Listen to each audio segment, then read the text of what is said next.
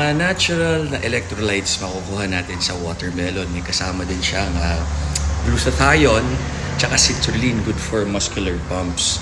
Yung sugar content ng watermelon, kung di ka mo naman hahaluan ng other sources of fat tsaka carbs, hindi siya magiging fat.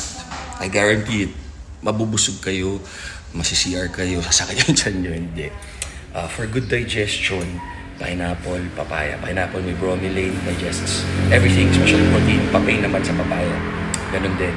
And then paglalagnatin tayo or gusto natin uminit yung katawan natin, garlic. Garlic yan. Ginger, anti-inflammatory. Pag magkakasakit tayo, ganun din sa garlic. And then onion, ganun din. Yan tatlo yan, pag kinumbay nyo, malakas yan. And then yung honey, yung sugar na antiviral, antibacterial. So napakaganda ng honey.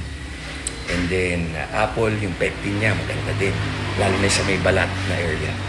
Tama kayo, mali ako na siya. Dr. Do work for you. Cucumber for electrolytes. Baba calories.